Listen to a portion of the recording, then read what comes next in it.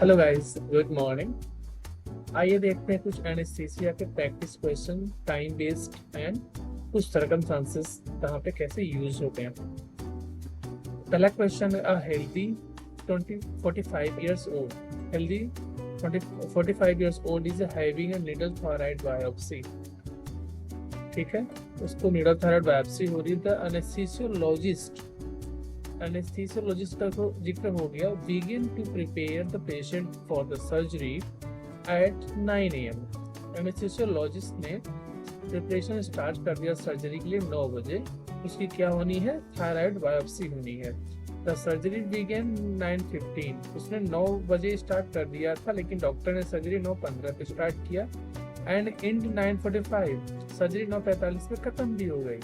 The anesthesiologist turned over the cares of the patient to the recovery room nurse at 10 AM। यानी कि anaesthesiologist ने patient को turn over किया nurse को कितने बजे? 10 AM। What is the appropriate anesthesia code and what is the anesthesia time? Right। तो सबसे पहले हम इसको कर लेते हैं टाइम कैलकुलेशन। इससे हमारी दो चीजें, क्योंकि हमारे A B C D 4 option है। एक ऑप्शन में 1 आवर है, दूसरे ऑप्शन में 1, यानी कि 2 में 1 आवर है, 2 में 45। तो पहले हमें डिफाइन कर लेते हैं, एलिमिनेट करने की कोशिश करेंगे। जब भी हम CPSC की एग्जाम देते हैं तो कोशिश करते हैं कि जो एलिमिनेट हो सके ऑप्शन उसको एलिमिनेट करके बाकी जो बच रहे हैं उसमें से आंसर ढूंढने की कोशिश करें। तो हम इसमें से पहले ना एलिमिनेशन प्रोसेस फॉलो करते हैं। अगर एक एलिमिनेट होगा तो जाहिर सी बात है 2 एलिमिनेट हो जाएंगे, क्योंकि 2 सेम है। तो 9 बजे स्टार्ट किया और उसने नर्स को कितने बजे टर्न ओवर किया? 10 o'clock, यानी कि 1 घंटा।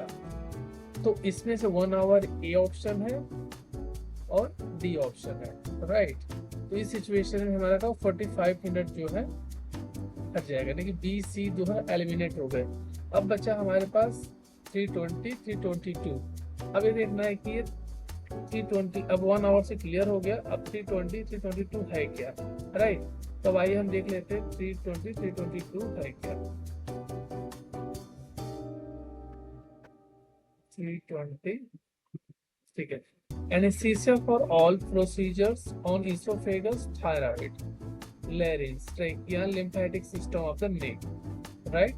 Needle biopsy of thyroid। हमारे क्वेश्चन में क्या है?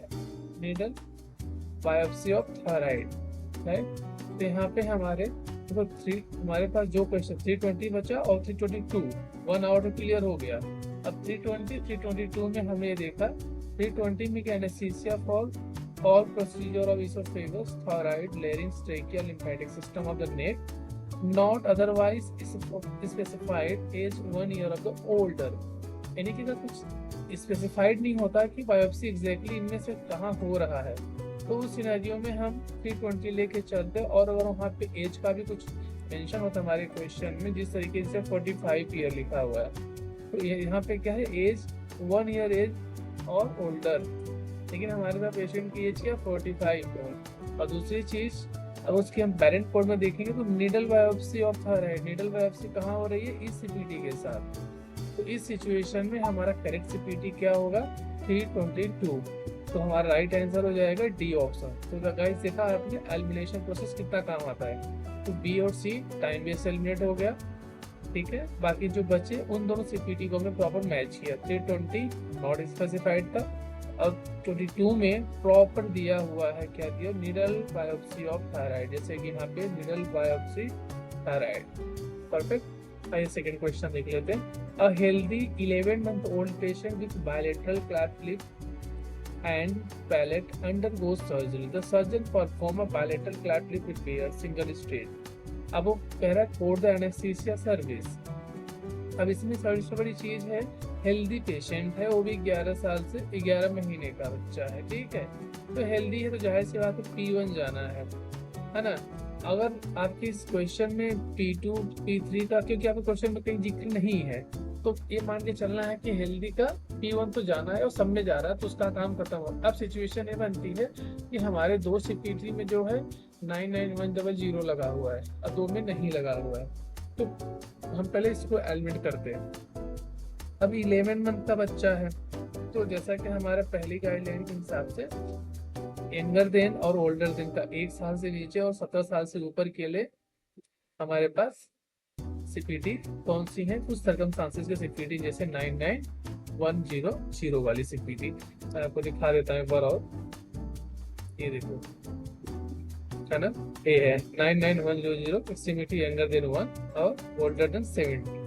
तो इसके हिसाब से 11 दिन का बच्चा है तो जाहिर सी बात है सीपीटी जानी है। तो हमारा बी और डी एलिमिनेट हो गया। अब बचा हमारे पास ए और सी। अब हमें देखेंगे कि 170 और 102 में क्या डिफरेंस है। अब अगर हम 170 देखते हैं, 170 की सीपीटी देखते हैं,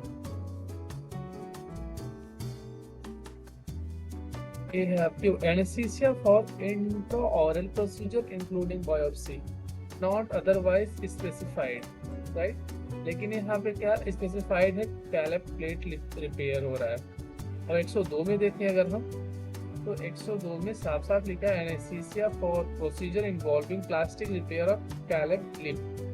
इसका मतलब है ज़्यादा मोर अप्रोप्रिएट क्या मिल रहा है कि यहाँ पे कैलप रिपेयर लिप हो ही रहा है। लेकिन 170 में हमने देखा, 170 में क्या था, इंक्लूडिंग बायोप्सी नॉट अदरवाइज, है ना। 72 का कोई ऑप्शन ही नहीं है हमारे पास कि हम 72 यूटिलाइज करें। तो हमें उसी में से क्लियर करना होगा और 2 ही सीपीटी है हमारे पास बच रहा है, 170 और 102। तो 170 एलिमिनेट हो गया, 102 में प्रॉपर मैच है, इसलिए हमारा राइट आंसर हो जाएगा 102। तो गाइस इसी तरीके से हमें क्वेश्चन को एलिमिनेट करना है, उसके बाद उसमें से आंसर क्लेरिफाई करना है, ठीक है। बाकी अगर आपको कुछ और भी डाउट होता है, क्वेरी होता है, तो आप हमें कमेंट करें। Thank you so much for the watching the video. Have a good day sir.